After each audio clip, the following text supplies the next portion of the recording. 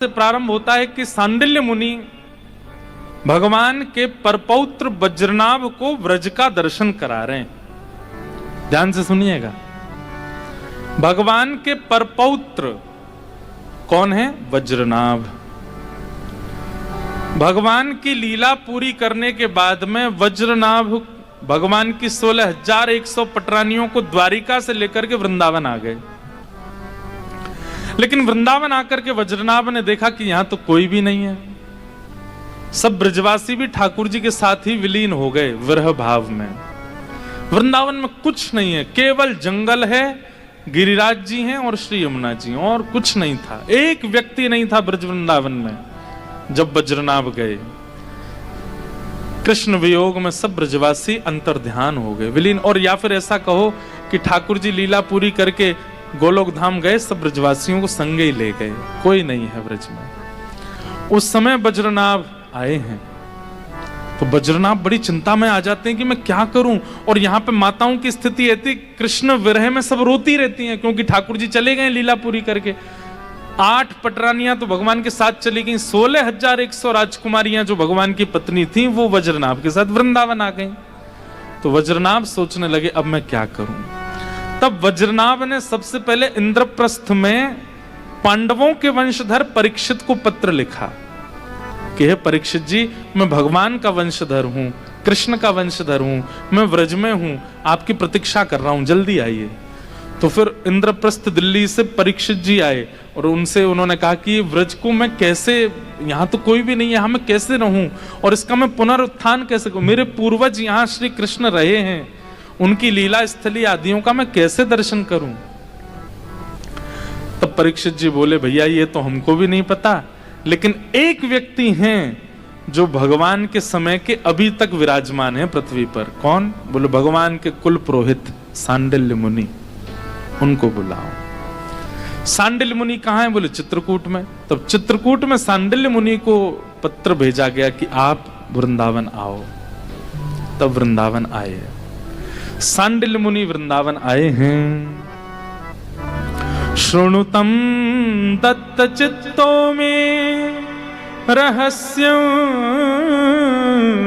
ब्रज भूमिजं ब्रजनं व्याप्तिरित्युक्त्या व्यापनाद ब्रज उच्यते। सांडिल्य मुनि कहते हैं ध्यान पूर्वक सुनना। क्या बोले? तुमने ये कैसे कह दिया कि ब्रज से सब चले गए? ये वही ब्रजमंडल है जहां कृष्ण लीला किया करते थे। बोले थे शब्द का प्रयोग मत करो यहां पर। वज्रनाभ बोले अब जो बात हो चुकी है उसमें थे शब्द ही तो प्रयोग करूंगा। तब सांडिल्य मुनि कहते हैं, बोले राजन यही तो बात है, इस व्रज वृंदावन को पहचानना बड़ा मुश्किल है। ये प्रत्यक्ष दृष्टि से नहीं दिखाई देता। ये प्रत्यक्ष दृष्टि से आपको सामान्य दिखेगा, पर ये प्रत्यक्ष दृष्टि से देखने वाली वस्तु नहीं है। ये प्रेम दृष्टि से देखने वाला है। और प्रेम दृष्टि से अगर तुम देखोगे तो तुम बैठे हो, पर तुम्हारे पीछे जो यमुना जी का घाट है वहां मुझे लीला दिख रही है। बोले क्या लीला दिख रही है? बोले अभी अभी श्याम सुंदर एक सखी के मटकी फोड़ करके भाज गए हैं और वो सखी श्याम सुंदर को ढूंढ रही है। और ये बात बताते बताते सांडिल्य मुनि रोने लगे। वज्रनाभ बोला ये कैसे हो सकता है, यहां तो कोई भी नहीं है, इनको कैसे दिख रहा है? वज्रनाभ कहते हैं और क्या दिख रहा है? तब सांडिल्य मुनि किसी कुंज में चले जाते हैं और कहते हैं देखो यहां से यशोदा मैया पीछे पीछे दौड़ती आ रही हैं, ठाकुर जी आगे आगे माखन लेकर के दौड़ रहे हैं। वज्रनाभ को कुछ भी अनुभव नहीं हो रहा है और सांडिल्य मुनि को लीलाएं दिख रही हैं। वज्रनाभ बोला मैं आपकी बात पर विश्वास कैसे करूं कि यहां लीला हो रही है। तभी सांडिल्य मुनि कहते हैं वज्रनाभ नीचे देखो। और जैसे वज्रनाभ नीचे देखते हैं तो क्या पाते हैं कि सांडिल्य मुनि खड़े हैं, वज्रनाभ खड़े हैं, आगे अभी तक कोई गया नहीं है। लेकिन तभी वहां गायों के खुरों के गड्ढे, ग्वाल बालों के खुरों के चरणों के चिन्ह और बीच में मध्यस्थ में श्री कृष्ण के चरण चिन्हों के दर्शन होने लगे। तम गोरजच्छुरित कुंतल बद्ध बरह वन्य प्रसून रुचिरे क्षण चारुहासम। ये देख करके वज्रनाभ भगवान का वंशज घबरा गया, बोले कि ये मुझे अनुभव क्यों नहीं हो रहा है, ये मुझे दिख क्यों नहीं रहे हैं, ये पद चिन्ह यहाँ कैसे आ गए, यहाँ तो कोई भी जीव नहीं है, यहाँ तो कोई भी व्यक्ति नहीं है।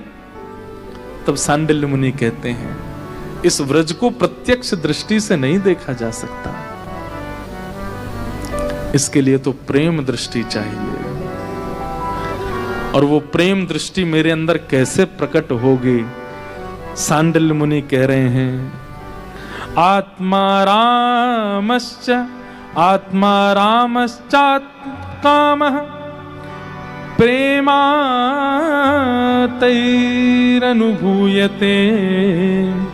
आत्मा तु राधिका तस्य तय्येव रमणादसौ। बोले भैया, आत्मा तु राधिका तस्य, श्री कृष्ण की आत्मा राधिका है और श्री किशोरी जी की आत्मा श्री कृष्ण है, और इन दोनों का ही एक भूत रूप ये पूरा ब्रजमंडल है। सबसे पहले तो तुम्हें अपने चित्त से ये बात निकालनी पड़ेगी कि यहां लीला हुई थी, नहीं हो रही है अभी भी।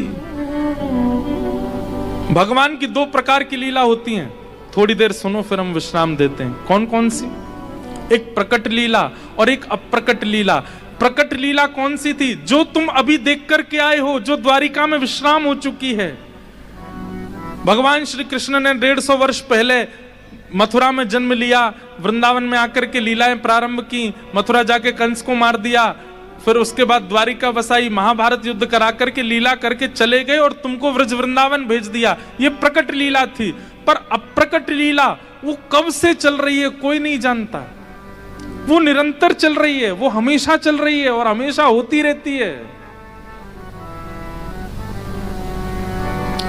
उसको देखने के लिए सबसे पहले तुम्हें अपनी चित्त वृत्ति से यह भाव निकालना पड़ेगा कि ब्रज एक सामान्य स्थान है, एक भूमि है और यहां कभी लीला हुई थी, ये बात निकालनी पड़ेगी। व्रज श्री कृष्ण ही हैं और यहां लीला निरंतर हो रही है। उसको देखने के लिए मुझे क्या साधन करना है वो तुम पूछो। परिक्रमा करो, यमुना जल स्नान करो, नाम जप करो, साधन करो, सेवा करो, रसिक जनों का संग करो, गुणगान करो, कथाएं सुनो, उनसे वह प्रेम दृष्टि जागृत होगी और अप्रकट वृंदावन की लीलाएं तुम्हें दिखने लगेंगी।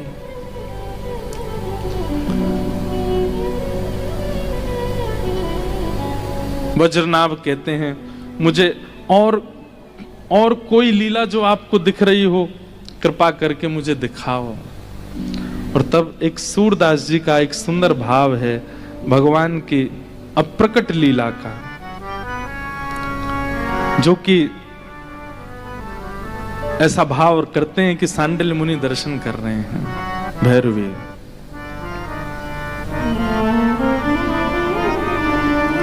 आहा,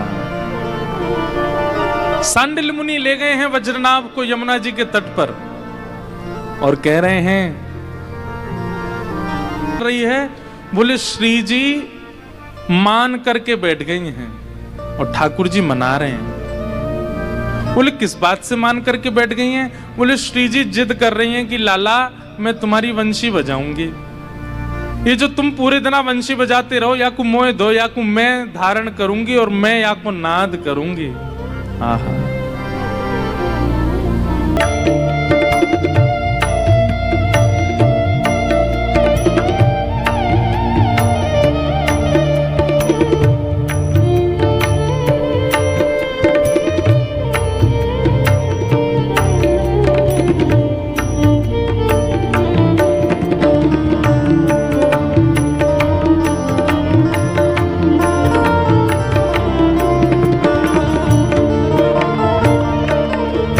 वृंदावन बिहारी लाल की, श्री राधा रमण लाल की, श्री राधा वल्लभ लाल की जय। सूर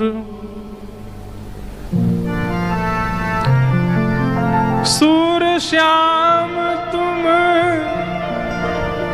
कहे राधिका, मैं नंदलाल कहाँ हूँ, मैं नंदलाल कहाँ हूँ। प्यारे तेरी वंशी नेक बजाऊं, प्यारे तेरे वंशी नेक बजाऊं। ऐसी एक लीला का अनुभव करा रहे हैं सांडिल्य मुनि, और बैठा हुआ भगवान का वंशज वज्रनाभ रुदन कर रहा है कि मुझे क्यों नहीं दिखता है।